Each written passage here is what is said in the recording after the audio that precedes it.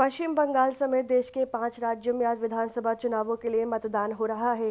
पश्चिम बंगाल और असम में विधानसभा चुनाव के लिए तीसरे चरण, जबकि केरल, तमिलनाडु, पुडुचेरी में एक चरण में वोटिंग हो रही है। इन 5 राज्यों में कुल मिलाकर 475 विधानसभा सीटों पर वोटिंग हो रही है। आज केरल, तमिलनाडु, पुडुचेरी में विधानसभा चुनाव के तहत एक चरण वोटिंग हो रही है। केरल की सभी 140, तमिलनाडु की सभी 234 और पुडुचेरी की सभी 30 सीटों के लिए मतदान हो रहा है, जबकि बंगाल में तीसरे चरण में 3 जिलों की 31 विधानसभा सीटों पर वोट डाले जा रहे हैं। वहीं असम में तीसरे अंतिम चरण में 40 विधानसभा सीटों पर वोटिंग हो रही है। आपको बता दें कि 2016 के विधानसभा चुनाव में ममता बनर्जी की पार्टी टीएमसी ने सबसे ज्यादा 211 सीटें जीती थी, जबकि कांग्रेस 44, लेफ्ट 26 और बीजेपी 3 सीटों पर जीत दर्ज करने में कामयाब रही थी। 294 सदस्यीय विधानसभा में बहुमत के लिए 148 सीटें चाहिए। असम विधानसभा चुनाव के दूसरे चरण की 39 सीटों के लिए 345 उम्मीदवार मैदान में है। असम में बीजेपी की अगुवाई वाले एनडीए और कांग्रेस गठबंधन के बीच कांटे का मुकाबला है। कांग्रेस इस बार Bodoland People's Front, All India United Democratic Front और लेफ्ट पार्टियों के साथ मिलकर चुनावी मैदान में है,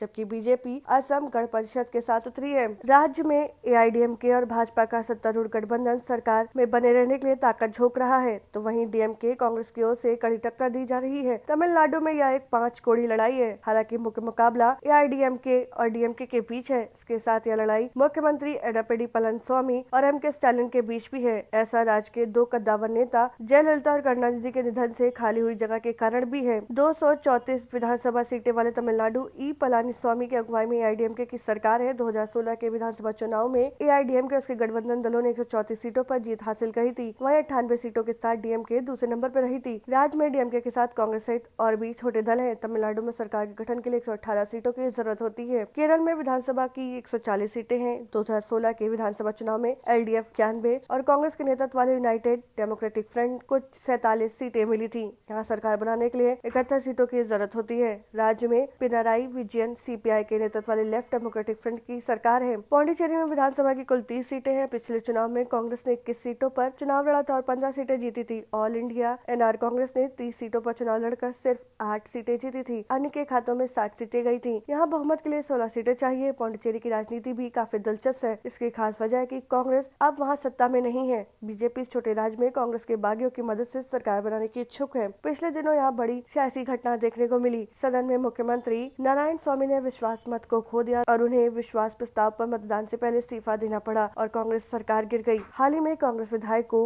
और बाहर से समर्थन दे रहे डीएमके के एक विधायक के इस्तीफे के कारण केंद्र शासित प्रदेश की सरकार अल्पमत में आ गई थी। अगर आपको हमारा वीडियो पसंद आया हो तो इसे लाइक करें, सब्सक्राइब करें और साथ ही बेल आइकन दबाना ना भूलें।